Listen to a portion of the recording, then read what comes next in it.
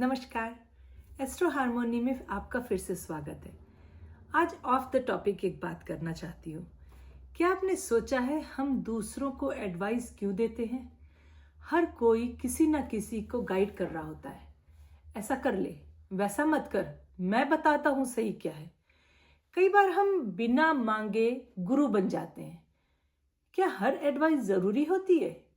क्या ये सच में उनकी मदद होती है या कभी कभी ये एक सटल कंट्रोल होता है? आज के इस वीडियो में हम इस टॉपिक को सिर्फ साइकोलॉजिकल नहीं बल्कि एस्ट्रोलॉजिकल और कार्मिक एंगल से भी डीपली समझने की कोशिश करेंगे। पर वीडियो स्टार्ट करने से पहले एक छोटी सी स्टोरी आपसे शेयर करना चाहती हूँ, जहां से मुझे ये पूरे टॉपिक को सोचने का आइडिया आया। 3-4 दिन पहले की बात है। मैं अपने हस्बैंड से कैजुअली एक बात डिस्कस कर रही थी, उनकी जो पर्सनल प्लानिंग है उसको लेकर। बस नॉर्मल सी एडवाइस दे रही थी, जैसे हर वाइफ कभी ना कभी अपने हस्बैंड को समझाती है ना, बिल्कुल वैसे ही।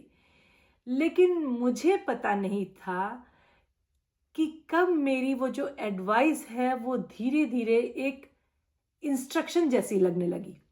और वो इतने कामली सुन रहे थे कि मुझे लगा सब ठीक है। बट सडनली उन्होंने थोड़ा गुस्से में रिएक्ट किया। उनका कहना था कि आप मुझे समझा रही हो या मुझे कमांड कर रही हो। और ऑनेस्टली मुझे उस मोमेंट पे इतना गिल्ट हुआ, क्योंकि मेरी इंटेंशन सिर्फ हेल्प करने की थी, कंट्रोल करने की नहीं।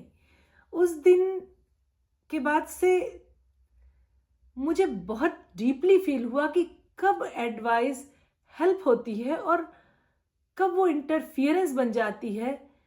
और तभी मैंने सोचा कि इस टॉपिक पे क्यों ना वीडियो बनाया जाए, क्योंकि हम सब, चाहे हीलर हो या होम मेकर, कभी ना कभी ये गलती कर ही जाते हैं।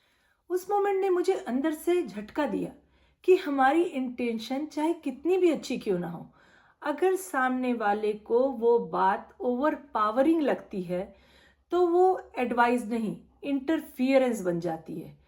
और तब मेरे मन में एक ही सवाल आया, क्या ये सिर्फ कम्युनिकेशन का इशू है या इसके पीछे कुछ और डीपर चीज है? क्या एडवाइस देना भी एक कार्मिक या एस्ट्रोलॉजिकल पैटर्न हो सकता है? आज के इस वीडियो में वही एक्सप्लोर करने वाले हैं कि हम एडवाइस क्यों देते हैं, कब वो जरूरी होती है और कब वो ईगो का प्रोजेक्शन बन जाती है। हम एडवाइस क्यों देते हैं, कभी सोचा है? क्योंकि हम ह्यूमन नेचर है हमारा, हम ह्यूमन बीइंग है, इसलिए एडवाइस देते हैं। हम एडवाइस इसलिए देते हैं क्योंकि हमें नेचुरली लगता है कि हम किसी की प्रॉब्लम सॉल्व कर सकते हैं। कई बार वो एक्सपीरियंस हमने खुद किया होता है और मन करता है कि जो पेन हमने झेला वो दूसरा ना झेले। लेकिन कभी कभी बिना पूछे दी गई एडवाइस एक काइंड ऑफ इमोशनल इंटरफियरेंस बन जाती है। कभी हम समझते हैं कि हम राइट हैं और हम दूसरों को अपनी सोच में फिट करना चाहते हैं, और यहाँ पे एक इगोइस्टिक लेयर आ जाता है जो दिखता नहीं पर होता है, मन में होता है। मैं बस हेल्प करना चाहता हूं, लेकिन असल में कभी कभी हम खुद को इम्पोर्टेंस फील कराना चाहते हैं। अब बात करते हैं एस्ट्रोलॉजी की। क्या एडवाइस देना प्लैनेटरी लेवल पर भी कनेक्टेड होता है? बिल्कुल होता है। मरकरी, जो कि मैसेंजर एंड कम्युनिकेटर कहलाते हैं, मरकरी मतलब बुध, मरकरी हमारे कम्युनिकेशन का प्लैनेट है। अगर मरकरी स्ट्रांग हो, स्पेशली एयर साइन में जैसे जेमिनी, लिब्रा या एक्वेरियस, तो इंसान के अंदर नेचुरली एक अर्ज होती है कि वो अपने नॉलेज को दूसरों से शेयर करे। अगर मरकरी जुपिटर के साथ हो या जुपिटर से इन्फ्लुएंस्ड हो तो ये सिर्फ नॉलेज नहीं, एक मॉरल या स्पिरिचुअल ड्यूटी बन जाती है। जैसे मुझे गाइड करना ही चाहिए। लेकिन अगर मरकरी एफ्लिक्टेड हो या रेट्रोग्रेड हो तो एडवाइस जो है वो इम्पल्सिव बन जाती है, बिना समझे, बिना इमोशनल कॉन्टेक्स्ट के। और तब वो एडवाइस कभी कभी अनवांटेड या हर्टफुल भी लग सकती है। जुपिटर दूसरे नंबर पे आते हैं, जो कि विजडम, टीचर, एनर्जी और ब्लेसिंग के प्लैनेट कहलाते हैं।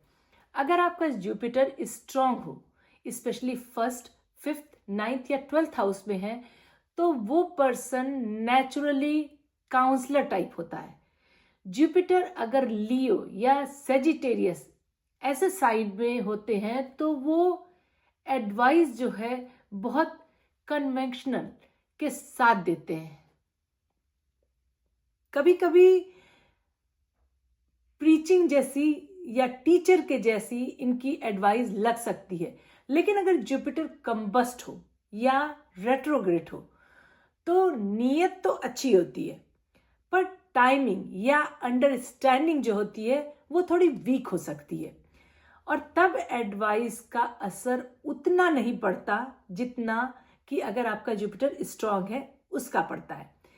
अब तीसरे नंबर पे प्लैनेट है जो है मून। जब एडवाइस मून से ड्रिवन होती है तो वो इमोशन से भरी होती है, एम्पैथी या अपने पास्ट के प्रोजेक्शन से इस टाइप की एडवाइस आती है। स्ट्रांग मून, स्पेशली कैंसर या पाइसियन में अगर आपका मून है, तो इंसान को नर्चरिंग बनाता है। उनकी एडवाइस में माँ जैसी जो फीलिंग होती है ना, वो माँ जैसी फीलिंग आती है, केयर होता है, कंसर्न होता है और एक वार्म फीलिंग होती है। पर अगर मून एफ्लेक्टेड होता है, जैसे सैटर्न, केतु या राहु के साथ या उनकी दृष्टि से, तो वो पास्ट इमोशनल वाउंड या जो एक हर्ट होता है उसके थ्रू कनेक्ट की हुई एडवाइस आपको दी जाती है, जिसमें क्लियरिटी कम होती है और पेन ज्यादा फील होता है। इसमें सैटर्न का भी बड़ा रोल है। सैटर्न हमें सीख देते हैं डिले, डिसिप्लिन और डिटैचमेंट के थ्रू। जिनकी कुंडली में सैटर्न स्ट्रांग हो, उनकी एडवाइस जो है वो स्ट्रक्चर्ड, कॉशन और कभी कभी थोड़ी सीरियस होती है, क्योंकि वो खुद हार्डशिप से गुजर रहे होते हैं। तो वो एक्सपेक्ट करते हैं कि दूसरा भी हार्ड वे से चीज़ों को सीखे। कभी कभी उनकी एडवाइस रिजिड या फियर बेस्ड वो बन जाती है, जिसमें जिंदगी के हार्श रियलिटी का फ्लेवर मिक्स होता है। अब राहु केतु क्या करते हैं? राहु जो है वो कार्मिक ऑब्सेशन या केतु जो है वो डिटैचमेंट है। तो राहु अगर 3rd या 9th हाउस में हो तो इंसान को एक ऑब्सेशन होता है कि वो एडवाइस दे। उसे लगता है कि उसकी बात सुननी चाहिए। उन्हें एक अथॉरिटी बनने का एक अर्ज होता है। और केतु अगर 3rd या 9th में होते हैं तो वो एडवाइस देते हैं एक डिटैच या स्पिरिचुअल प्रोस्पेक्टिव से। उन्हें जो है ना फर्क नहीं पड़ता कि सामने वाला सुन रहा है या नहीं सुन रहा, वो जस्ट एडवाइस थ्रो करते हैं और चले जाते हैं। लगन एंड 10th हाउस, आइडेंटिटी और धर्मा। अगर किसी का लगन लॉर्ड या 10th house Lord Jupiter, mercury या 3rd और 9th हाउस से कनेक्ट हो रहा है तो उन्हें लगता है कि लोगों को गाइड करना उनका एक धर्म है। एग्जाम्पल के तौर पे देखा जाए तो जैसे अगर आपका वर्गो लगन है और जुपिटर 10th हाउस में है तो आप वो इंसान हो जो नेचुरली फील करेगा कि मुझे सॉल्यूशन देना चाहिए, सर्विस और विजडम के थ्रू दुनिया को कुछ देना है। तो देखा जाए तो एस्ट्रोलॉजी जो है वो ये बताता है कि कौन सी दशा चल रही है, वो भी आपके एडवाइस देने में बहुत ज़्यादा इम्पैक्टफुल होती है। अगर आपकी राहु मार्स या शनि की दशा में है तो आपकी एडवाइस थोड़ी फोर्सफुल या जजमेंटल हो सकती है। वहीं जुपिटर और वीनस की अगर दशा है तो आपकी जो एडवाइस है वो जेंटल और विजडम बेस होती है। अब बात करते हैं कि कब एडवाइस इंटरफियरेंस बन जाती है। जब सामने वाले ने एडवाइस मांगी नहीं होती है तब आपकी बात उसके लिए प्रेशर बन जाती है। जब आपके वर्ड्स से उसका सेल्फ ट्रस्ट टूटने लगता है तब एडवाइस हेल्प नहीं करती, हार्म करती है। हर आदमी की जर्नी यूनिक होती है और उनका जो पाथ है उनके खुद का होता है। जब हम अपनी सोच उन पे इम्पोज करते हैं तो वो एडवाइस नहीं, कार्मिक इंटरफियरेंस बन जाता है।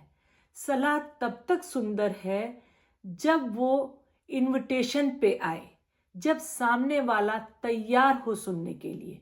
जब हम बिना पूछे बोलते हैं या बार बार पुश करते हैं तो वो इंटरफियरेंस बन जाता है। अगर कोई सिर्फ अपने दुख या कंफ्यूजन एक्सप्रेस कर रहा है तो शायद उसे बस एक लिसनर चाहिए, नॉट अ लाइफ कोच। लेकिन हम क्या करते हैं, हम तुरंत सॉल्यूशन दे देते हैं। कभी कभी ये इंटरफियरेंस बन जाता है। कार्मिक एंगल से देखा जाए तो every word is a karma, right.